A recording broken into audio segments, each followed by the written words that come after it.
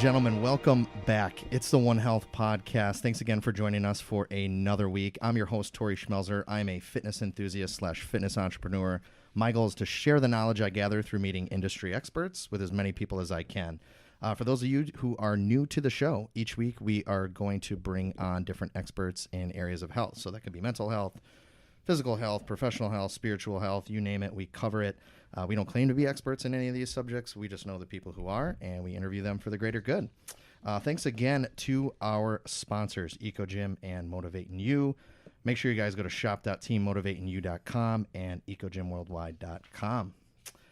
Today on the show, we have an amazing team, and I'm really excited these guys are here. We have the team from HPR Treatment Centers. HPR Treatment Centers use an alternative, innovative depression treatment with no medication and no side effects. Dr. Terry Hanusa, HPR Medical Director, is a board-certified psychiatrist with over 33 years in practice and thousands of patients served. He is among the first adopters of TMS therapy in the nation and a strong advocate for alternatives to medication. And then we have John Nielsen, HPR Clinical Director, who has been working with TMS therapy since shortly after its FDA approval in 2008 and has been instrumental in progressing its use for treatment of depression and many other mental health concerns. John is a certified TMS trainer and oversees the clinical operations throughout the Midwest. And then we have Ian Cox, HPR Business Development Manager, who holds a master's degree in social work and more than 8 years of experience working with TMS. His role is focused on expanding awareness and access to this life-saving care. Ian oversees outreach, marketing, and education operations for HPR to help patients find hope, peace, and recovery from their depression. Did I miss anything? We're good. Was that good? Sounded great. Awesome. Thanks, Tori. So I'm going to start here before we dive in. I got your brochure. For those who watch on the YouTube channel, I have the brochure. I'm going to rattle off some key facts about depression. So you guys had 6.9% of U.S. adults suffer from depression. 16.1 million U.S. adults have major depressive disorder, and 7.2 are treated with medication. 7.2 million are treated with medication, and 4 million are poorly served, either from inadequate response to medication or intolerance to side effects. So those kind of hit me hard when I read those facts. Those are pretty interesting. First off, what is transcranial magnetic stimulation? Who wants to kick it off? Go ahead, John. Well, thank you. TMS is it's an electromagnetic field created by an MRI coil. We apply it primarily to the left prefrontal cortex of the brain. It's a larger area, closer to the surface. We can target it very easily. And when we stimulate this area, activate the neurons, there's a chemical release that will hopefully improve mood, sleep, appetite, function overall. So these treatments will, take about 17, 18 minutes. You sit in a big, comfortable chair. You have to see a doctor to be cleared beforehand. And other than that, it's a pretty easy process. So what does this look like when you go in? Do you have this big metal bowl sitting on your head, or what is this? It can be. There is one manufacturer that has something like that. We do use that. Here in the Midwest, we use a device called NeuroStar, so it looks a little more like a dental chair. Okay. Patients will regularly say, is this a dentist's office or a dental chair? And it looks very similar, except there's a figure 8 coil that we then apply to the prefrontal part of their head, and that's where they have the treatment. Gotcha. Yeah, so just to jump into her, I would say, so when you look at the device, when you walk into the office, it does look kind of like a dentist chair. But the part that's actually against your head, as John was saying, this prefrontal cortex, which is the kind of upper left-hand area of the front area of your head, is relatively small, about the size of your hand in surface area that's placed against that area of the head. Okay. So, not a helmet for the NeuroStar. Yeah. Gotcha. Depends whose hand we're talking about, Ian. That's true. So depression, I guess let's get a little bit more scientific here. There's some chemical things happening to your brain. Am I right? You're right. Okay. Describe that to us a little bit. Well, the thinking is that when people are depressed, it's because they're lacking serotonin, norepinephrine, commonly called adrenaline, dopamine. Those are terms that we use for the neurotransmitters, neurohormones that are in the brain. With the advent of, people have heard of Prozac and Lexapro, some of the more commonly used antidepressants in the United States. Everybody's heard of the word serotonin, right? So when one brain cell fires off the serotonin, the other receiving end is supposed to pick it up. When that doesn't happen, it's recycled back to the original brain cell that shot it off. The antidepressants work by shutting off that reuptake process. So we know that the brain works both on chemistry, which we use pharmaceuticals for, as well as electricity, because that's the old-fashioned shock treatment. We still use that. It's very effective. It's just not user-friendly. People don't want to have to go to the hospital for their depression, be exposed to anesthesia, IVs, seizures, etc. It's just not, and significant side effects, memory loss, and all the consequences of generalized anesthesia. So we have this new technique now, TMS, where we use electromagnetic energy, as John and Ian were saying, which is approved by the FDA. The insurance companies promote this now, and it's very safe and very efficacious. So there's no side effects to this. I don't want to say anything doesn't have any potential for side effects, but in reality, in clinical practice, we don't see it. Okay. So when this was first being developed and it was first approved by the FDA, they said that there was less than 1% chance of having a seizure. Now, between the three of us, we've overseen or performed tens of thousands of treatments, and I don't believe any one of us has ever seen that. Excellent. Relative to the other treatment options they may have, with medication or ECT at the hospital, the side effect profile's non-existent. Okay. We don't see it aggravate symptoms. We don't see people, become more anxious or more depressed from the treatment. So Dr. Anusa will usually describe it as being, very clean. The absolute worst case scenario, people are out some time and possibly don't get as well of a benefit or get as well as they like. But the vast majority of patients who go through this will get a very good benefit. I wanted to jump in too. I know originally you had shared some numbers with the audience in terms of number of people that are depressed and how many people are served and underserved. I want to go back because when I look at what's going on in our world, I think those numbers are actually misleading. I think that there are many more people out there that suffer with not only major depression, but things like anxiety disorders, socialized anxiety disorders, seasonal affective disorders, financial reversals, divorce, breakup in relationships, loss of family. These things are very stressful for us as humans. And I would say that these people are depressed, not necessarily by definition of the American Psychiatric Association, but clearly they're suffering. And this hurts society. Most people that drink or that use drugs, they're not doing it because they want to be bad people. They're doing it because they have anxiety and depression. So those types of people deserve and can be treated as well. I like that. I think a lot of this goes unnoticed or, people don't talk about it. There's a stigma out there, and that's kind of why we're doing this, kind of bring awareness to that. So I think that was a really good point. I'm glad you brought that up. Are there other people doing this treatment around the country? Or are you guys the only ones? Oh, there's tons of people. So Okay. HPR has a mission to do it on a big scale because our founder, Ben Klein, discovered this treatment in his own personal life and was able to get care for his daughter who, after having to search for many different treatment options, kind of came across TMS. She had fantastic results to help her depression, and the light bulb kind of went off and said, why did I have to try so hard to find this, and why did I need to, why wasn't it more accessible? Why wasn't it more known? And so, Ben said, well, let's scale this out. Let's help more people. And so he's one of several larger companies that are trying to do it on a bigger scale to reach more people.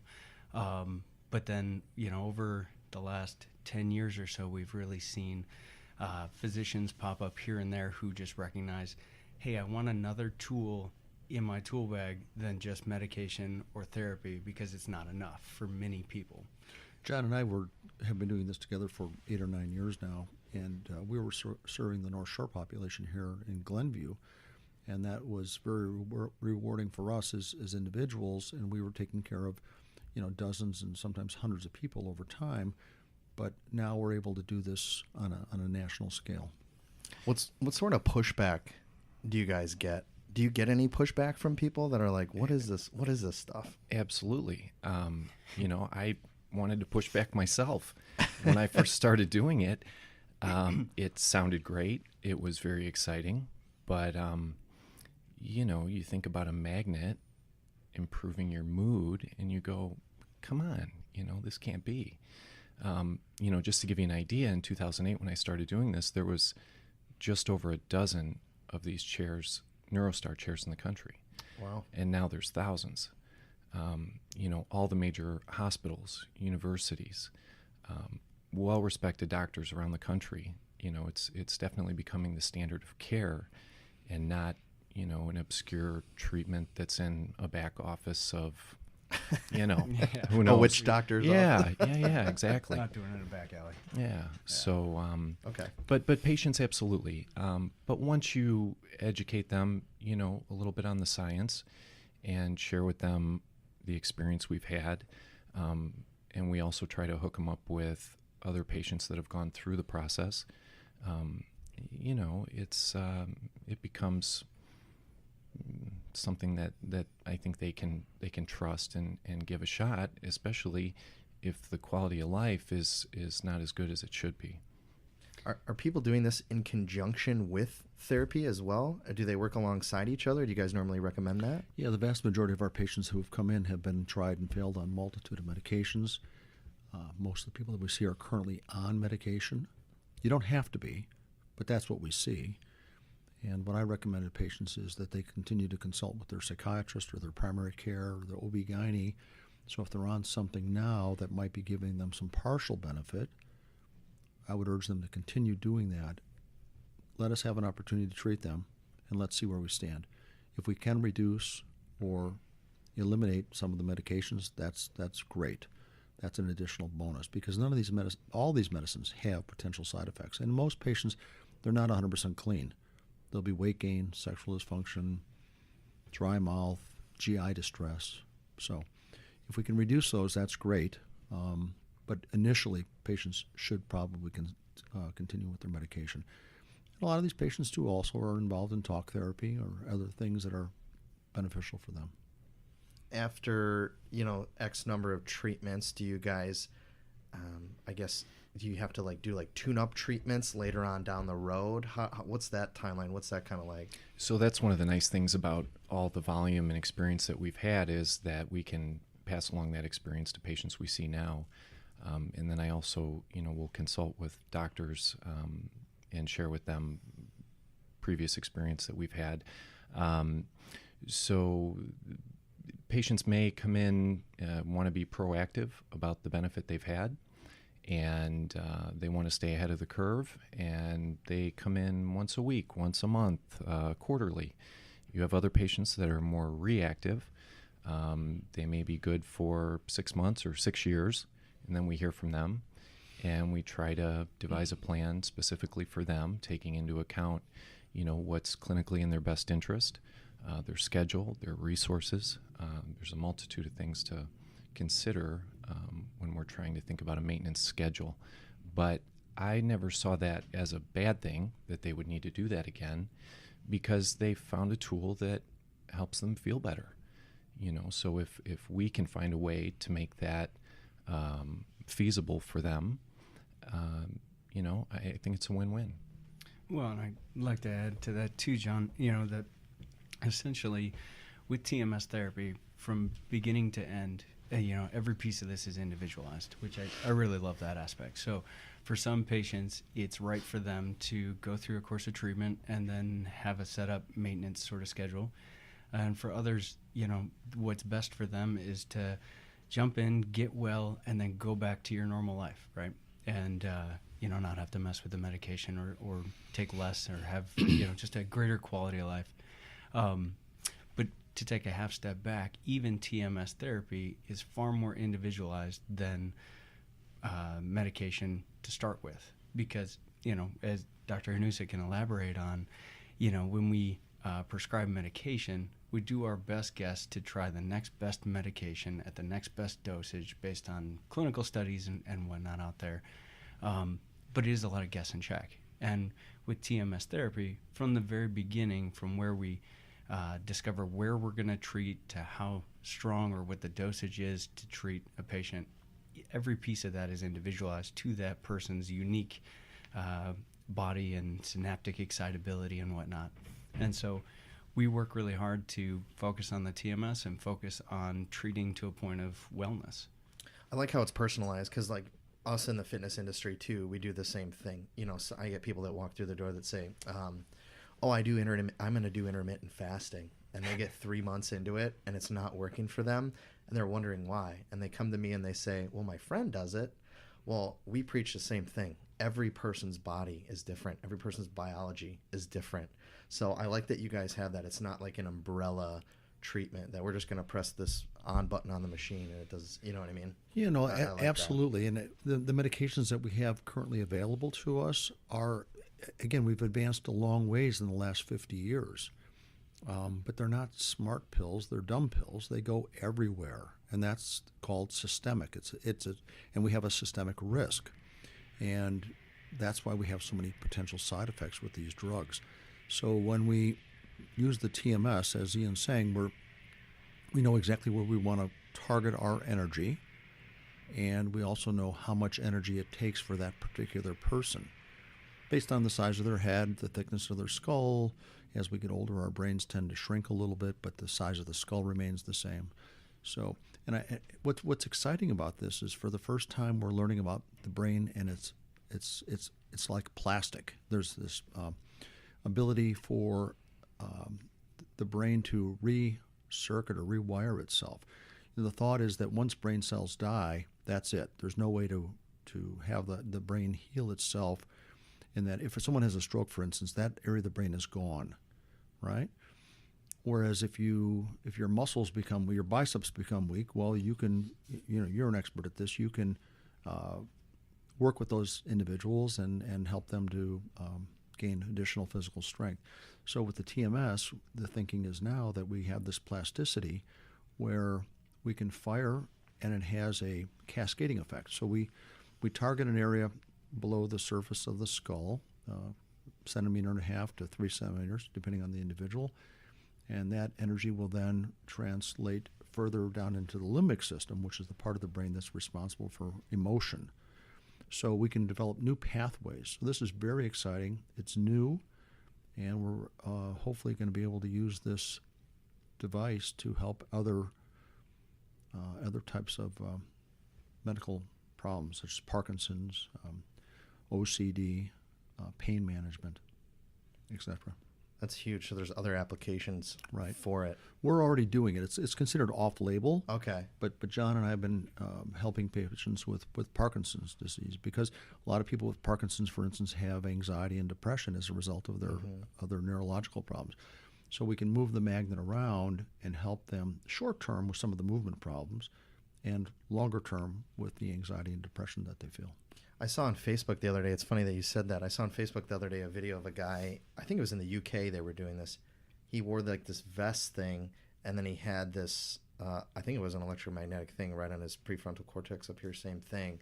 And they asked him to pick up a cup first, and I mean, he was really bad. Yeah. He was spilling all over the place, and then he went and grabbed it, and he could drink normally. Same type of thing? Kind of? Yeah, Okay. along those lines. Yeah. Okay. I mean, there's the neurosurgeon will implant probes, deep into the brain. We don't do that. Ours is not as deep, and therefore it's not as potentially dangerous. Gotcha. There is a lot of research, though. We strongly believe we're on the tip of the iceberg here. So depression treatment is FDA approved, and it's been approved for about 10 years now. And thankfully, in the last 10 years, we've gotten full insurance coverage, and Medicare and TRICARE supported as well. But what we know is that there's a ton of research going on right now for treatments of adolescents, treatment of anxiety, bipolar disorder, Parkinson's, autism, drug addiction. I mean, essentially, this is the first time we've been able to specifically target areas of the brain and cause a positive effect without having to cut your head open or do any kind of major surgery or recklessly endanger other parts of the brain, right? So we have a very targeted approach to either ramping up under-functioning areas or helping regulate over-functioning areas. And it's really an exciting time for psychiatric medicine. We got a second indication. We use a device called the Brainsway. That's primarily on the East Coast for HPR. We are able to do that protocol with another device. No insurance coverage for this yet, but the FDA has given an indication or approval for OCD treatment now too. Oh, wow. Do you guys feel, in your professional opinion, do you feel, doctors and things like that, people like that out there are too quick to medicate, or do you feel it's their responsibility to kind of give people these medications? I think it's both. I think that we overprescribe and I think we underprescribe. I think bottom line is we would like people to get attention, right? Just like you'd like them to come over to the health facility and to do their best and have a, cardiovascular, be in health, in shape, and then let them do what they want to do with, what they can with what they've got. So I think a lot of patients tend not to go seek professional help from mental health professionals. They might go to their primary care doctor, and that's better than nothing, but that's not the specialist. There's a reason as many people take medication as they do. I mean, there has to be some benefit to it.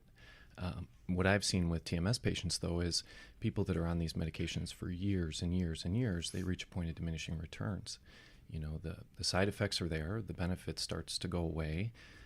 So you go in, they add another medication, we augment with something else, we raise a dose, and it's never ending. TMS, I haven't really seen that with TMS.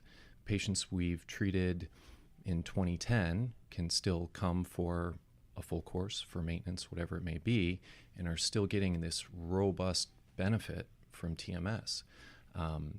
So, the medication, you have to have a way to get people some traction. And I don't think it's realistic when someone's not feeling well, some aspects of their life are not going as they planned or as they'd like, to just tell them, hey, you need to pull up your bootstraps, you need to try harder, you need to buckle down, you need to exercise, you need to eat this nutrient-dense diet and, have time in your day for all these things. It's not realistic for most people.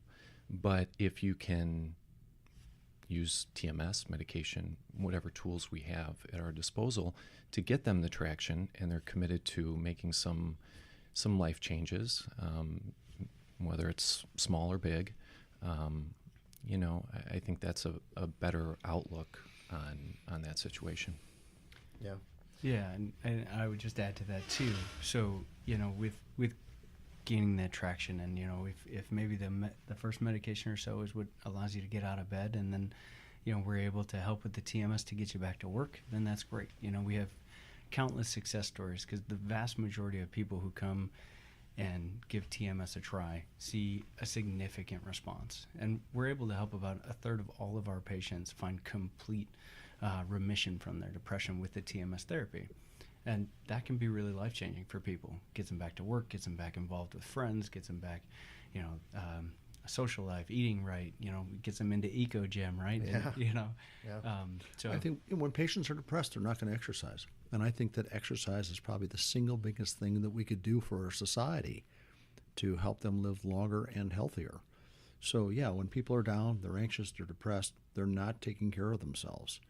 And this is another tool. I think what I want to also add is how natural this process is. People who have not seen this done will say, well, what do you mean? You're going to sit me in this chair and you're going to put some electromagnetic energy into my brain? it sounds like magic. It sounds like goofy talk and psychobabble. And so the reality is that the globe is a large magnet. You know, when you're a kid and someone gives you a compass and it points to the North Pole, what that means is that we have this electromagnetic field around our planet. And the center of the Earth is iron, and that actually protects us here on Earth from some of the damage that we would otherwise experience from the sun. So that's why we have life as we know it here on planet Earth and not on Mars, for instance. Okay? So when I start thinking about that, I think about how natural this process is. We have evolved as humans under this electromagnetic shield that we have around the Earth, and that's what we're actually applying to try to help these people feel better. So yeah, it's a naturally occurring thing that you're concentrating, and yeah. Do you guys feel a major roadblock to this is just the stigma around depression in general and people not wanting to go see somebody about this? I don't think so much anymore.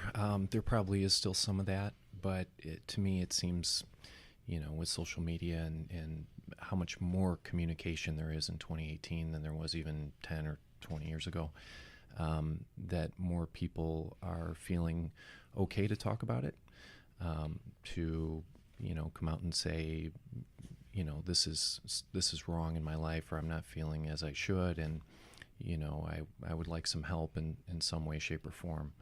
I'm sure there's still more people we could help, like Dr. Hanusa was saying in the beginning. There's so many ways that people are not operating at the level they should. So many things that impact that.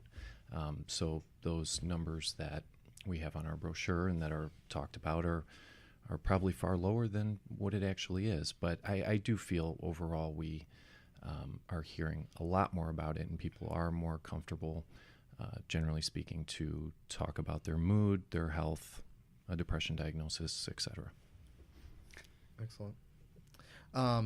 Is this treatment for everyone, or are there certain people that can't do this, shouldn't do this, anything like that? The only absolute contraindication is if you have metal implanted in your head or neck. You can have fillings from the dentist, you can have dental implants, but if something is iron or metallic, that potentially could heat up. So that's a very, very small percentage of the population. But almost anybody could have TMS. I think it's still, should be handled on a case-by-case basis. Dr. Hanusa is absolutely right. But just to give you for instance, a few years ago, Dr. Hanusa had a patient who had aneurysm clips in the brain. And, I think the manufacturer, most doctors would say right away, no, that's metal. We're not going to treat that patient. But there's metal that responds to a magnet and metal that doesn't respond to a magnet. Okay. And titanium does not. So it's not going to heat up at the rate that some other metals would. So we reached out to her neurologist. The neurologist asked some good questions about the device that we use and said, hey, as long as it doesn't exceed this level, I'm comfortable with the patient being treated. Our device did not exceed that level. We treated the patient, and they had benefit from the treatment. So if somebody's out there, that says, hey, this sounds good, but I have this, I would still encourage them to, go talk to a psychiatrist that does it, and, Or give us a call. I mean, we Yeah. We're the pros with this, right? So give us a call. We'll walk you through it, and we're happy to give a consultation, even just over the phone, to understand, what are your symptoms? Does that fit in line with, kind of standard care? And, like John said, so often we just get everyone else involved. So, if you had a neurologist or a cardiologist or whatever else, we'll work hard to understand the big picture so we can get you that care. We're trying to get over barriers, not cause them. Yeah. Excellent. What are some things that you guys are telling your patients besides this treatment? What are some things that we can do, to treat some of this anxiety on a daily basis? Are there any techniques that we can just do in our everyday life to kind of help deal with these things at all that you guys are suggesting? Yeah, first of all, anxiety is our friend. Doesn't have to be our enemy. I think we evolved, having anxiousness so that we have the fight or flight response. I think some of our technology has outpaced some of our primitive styles that we all have inside of us. So I think things like the things that you offer, I think exercise is critical to longevity and clear thinking and better living. Regular sleep, go to sleep at the same time, get up at the same time 7 days a week. Doesn't sound like fun, but if you really want to reduce your anxiety, then that's what you need to do. If you're going to drink, please do it in moderation. It's not, there's thoughts now that, a few years back we thought drinking a glass of red wine would have some cardiovascular protection. I don't know that that's true. Yeah, I don't believe that. Just from a personal right. And I think we try, we certainly want to listen to whoever's treating you, from a professional standpoint, but remember that every medicine has a consequence, good and bad. So, in my personal life, I try to minimize that. Well, and in addition, right, when we are seeing patients or talking to people about potentially participating in this therapy, and on the back end, when they're leaving us, we talk about a lot of different strategies to help maintain wellness from that exercise and eating right. But, we're social creatures. So we talk to people about, reestablishing their friend groups and, making sure they're talking with loved ones about how they're doing and what they're experiencing. And, depression in itself is kind of a self-defeating diagnosis, right? So many aspects about depression teach us these really negative coping mechanisms like isolating and eating poorly and drinking too much. And so some of that is a cognitive behavioral sort of like, let's make an adjustment here. So, get out there and do something a little uncomfortable, getting into the gym or, grabbing a bite to eat with friends. And those are things that are going to help promote overall wellness. I like that. Anything to add, John? I think one of the most important things people can do is manage what they have going on in their life. There's just so much going on now, that if your quality of life is lower than you like, or not as good as you like, that you take a step back, maybe, try to filter out some of the unnecessary things, give more healthy attention to some of the really important things, and just try to find that nice balance. That's where you want to be for almost everything in life, kind of in the middle. If you're at one end of the spectrum or the other, you may run into some problems. So just finding that balance, not taking on too much, not feeling the competitive nature that some things in society bring about nowadays, and doing the best you can with that. Those are excellent. And I've said it before on this show, and I'll say it again. I think people need to get what's going on up here taken care of first before they even walk through our doors, because you hit the nail on the head. They're not going to exercise regularly. They're not going to stick with it. There's no consistency when they're having those feelings or these things aren't under control. So, no, those are really good. I want to commend you guys on the work that you're doing. I think this treatment is absolutely fantastic. I'm going to recommend it to anybody I talk to that I know, that I run into, that I have a conversation with, because I think this is any alternative to loading yourself up with a bunch of medication, I think is good. So I will make sure to link up the website in the Facebook post here, and I'll even include a phone number here. So everybody, if you have questions or anything like that, feel free to reach out to these guys. They're here for you.